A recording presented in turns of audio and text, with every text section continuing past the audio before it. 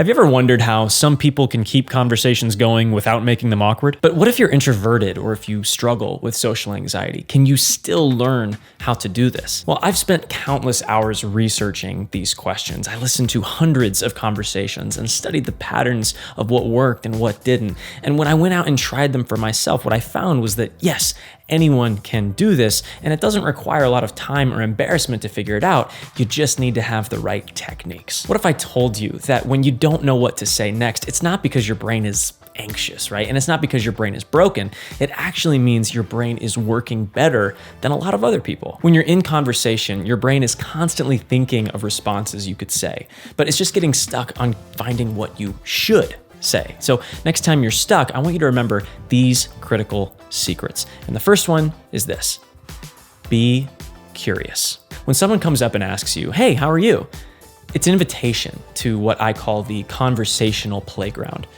Some people call this the conversational threads or the conversational threading or some other weird terminology, but I'm a very literal and visual guy, so playground works better for me. Some people playing on this playground like it, and some people don't. And the people that do aren't afraid of falling or getting stuck, while others feel nervous playing on the playground. It takes a lot of energy from them, especially when they feel obligated to play because they're trying to be nice and they don't really see a way out. But the good news is normal conversations don't have to last very long. They just need to cover the basics and maybe a little bit more if you want to make a good impression and be a little bit more memorable. But to get through a conversation, being curious is really the umbrella that covers what you say or what you ask, right? Mentally being curious helps you get inspired to engage in the conversation. So I want to encourage you not to think of conversations as a burden or something that you dread, but actually it's an opportunity to learn, to better yourself, and make the person you're talking to feel awesome. Right? With every conversation you have that opportunity. Being curious is definitely easier for some people than it is for others, but having that in the back of your mind really sets you up for success. It's the right framework or backbone, if you want to call it that, for everything that you say. And if you struggle with wanting to engage in conversation, you are going to love this second secret. People love talking about themselves and their opinions. So if you ever feel yourself getting stuck and your energy drops and you don't really want to talk to them, but you're obligated to keep going, just make it about them, right? Take the pressure off of yourself and ask them questions based on what you know about them and their interests or their experiences. If you do that, you won't have to talk as much because they'll be busy answering your questions or replying to your comments. Here's an example of me at the grocery store. It was like 98 degrees outside, and I noticed there were a lot of cars when I first got there, right? Way more than normal. But as I shopped around, the amount of people started to go down. So when I had to talk to the cashier, it went like this. Hi, how are you today? Doing all right, how are you? Work day doing okay for you? It was like really busy for like a hot minute, and then it seems to have cooled down. That's how it usually goes in the afternoons. I feel like after 3, it'll be super busy and then just kind of... Yeah, chills after that.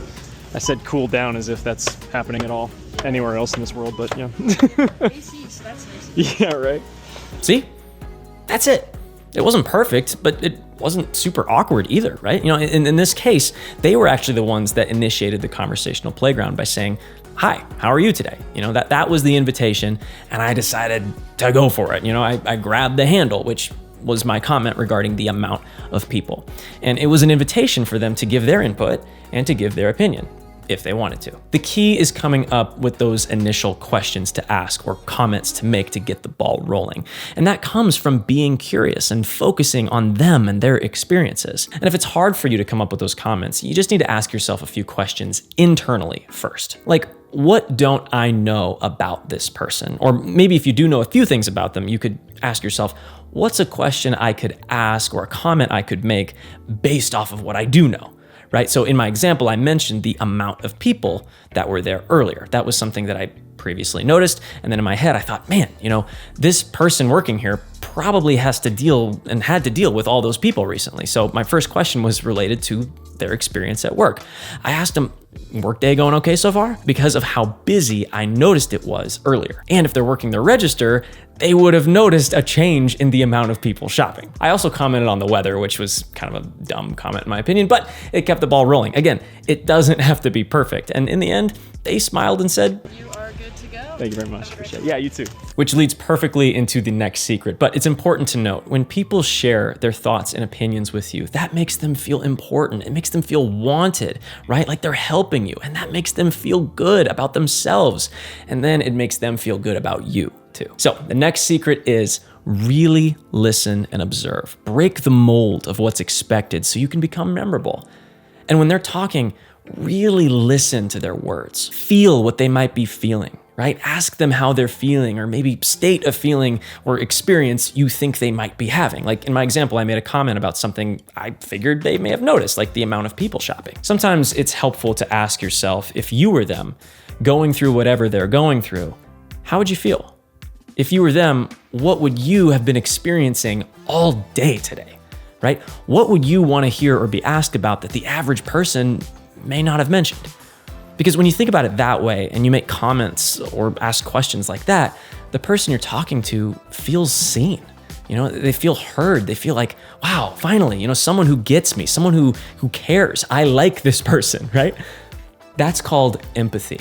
And that's how relationships really grow. And conversations can become endless if you want them to be. And as long as you end your conversation with a sense of gratitude for their time, you will make them feel awesome. And if you make them feel awesome, it's gonna make you feel awesome.